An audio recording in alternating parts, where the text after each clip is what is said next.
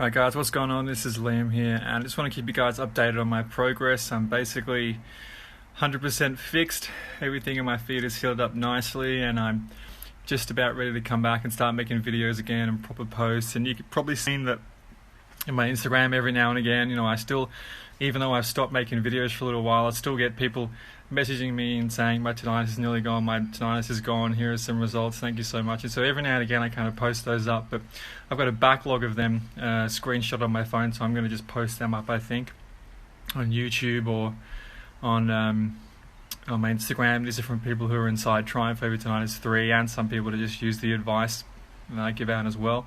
So one thing I want to talk about is a really interesting book that a person that I'm helping with tinnitus, or is following me anyway on Instagram, sent me, and it's a book called The Invisible Rainbow.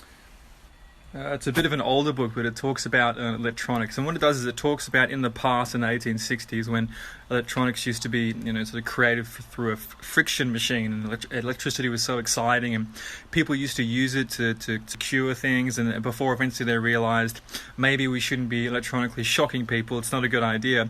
But the book talks about tinnitus and noise sensitivity and hearing loss all throughout the book. It's really interesting because, of course, as I've been saying, and literally for so goddamn long, for years now, we're electric before we're chemical, and tinnitus has to do with electricity in your ears, and that is mitochondria. That's electricity. Okay, I've been saying it for a long time, and it's just nice to have this book to really talk about it and say that, yeah, people have known this for hundreds of years, and guess what? Doctors don't get taught it because, there's no money in that.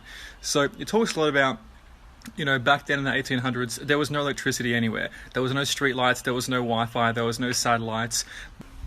There was no lights in your home. There was none of that. So right now, the world has a magnetic field naturally, but unfortunately, we've shrouded it in the invisible rainbow. We've completely fucked it.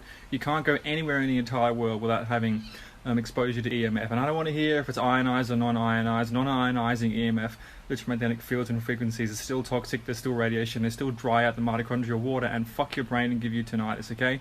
Good luck trying to convince me that it's not dangerous when you can walk into a home, get tinnitus, and have people walk out and start grounding and it goes away. I don't want to hear it, alright? I don't want to fucking hear it anymore. So the thing is, back then they used to be able to isolate the symptoms that would come from exposure to electromagnetic fields, okay? Because you would just zap yourself and you would get them. Now, what are these symptoms? These are anxiety. These are things like heart disease, diabetes. Would never happen. You would never die of diabetes. People were living just as long as they were now back then. Sure, you can see the percentage is a lot. If you factor out things like sudden infant death syndrome and, dying of pneumonia when you were 2 months old and all that sort of stuff, and being dropped on your head and getting eaten by an animal and all that bullshit, then you actually live past the age of, let's say, 10, then you would probably grow up to be 60 or 70 years old, and actually was quite common, okay? And you wouldn't die of heart disease, you'd die of pneumonia, or you'd die of some sort of other disease, or you'd die of a virus, or you'd die in battle. I hate technology so much at this point. So you get what I'm saying here. So you would live a long time, and so you would live a long time without electricity, and you would factor in what would happen with electricity. And as I was saying, that things that exposure to electricity are things like tinnitus, hyperacusis, heartbeat in your ear, hearing voices in your head, okay, things like Alzheimer's, things like schizophrenia, things like paranoid schizophrenia, things like, as I said, an inability to digest foods, a sensitivity to foods, a sensitivity to fruits and nuts and almonds and sweets and tubers and stuff like that. So people would have to stick with meat. Go figure, right? What I've been saying for fucking a year now. Stick with meat. It's the safest thing to eat. That kind of rhymes. There you go. Copyright. But you see what I'm saying here is all these things that everyone has these days. It's so easy and it's so simple and it's so possibly easily linked to the fact that we are always exposed to electricity all the time, every day. Phones in our pockets, computers on our laps, screens in our faces, okay, and projectors in school. Everything. Why? What ENTs say and audiologists say? It's idiopathic. You've got subjective or objective idiopathic tinnitus, and it's for life, because they don't learn about electricity and dangers of electricity, the dangers of Wi-Fi, the dangers of EMF, the dangers of ionizing and non-ionizing Wi-Fi. They don't realize the whole entire world is shrouded in a man-made electromagnetic field. It's fucked. The whole thing is fucked. So what do? Is it hopeless? Will you have tinnitus forever?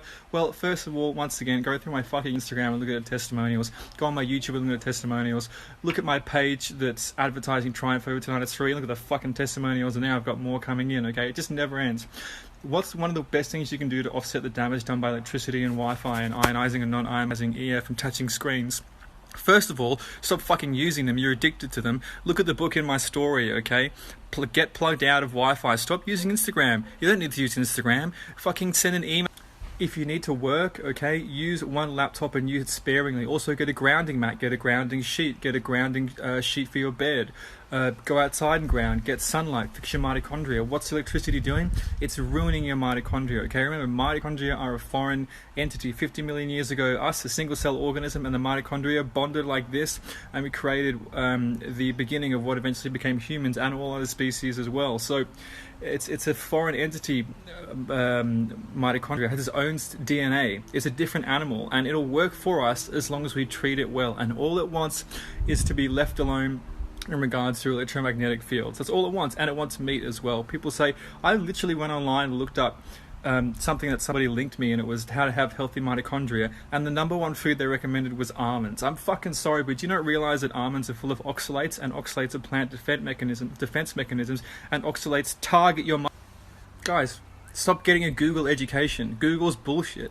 YouTube and Google have started banning people online that are actually telling the truth and really helping people out. Stop thinking that all these big companies that just want money have the best intentions for you. They don't. They've got the best intentions for themselves. Understand how a shareholder works. Understand how a board of directors works. Understand that as soon as you take an investment to fund your company, which every single company in the world that you know has, they become someone else's bitch, and they want money, money, money. That's all they want, and they'll just funnel and change the company to make the most amount of money quickly, have repeat customers forever. Okay, same with pharmaceuticals, same with healthcare, same with everything, same with diabetes, same with heart disease, whatever. Okay, they'll fucking take from you until the day you'll die, and then even after that. Anyway, enjoy the video. Go to my YouTube channel, and Tinnitus is not for life.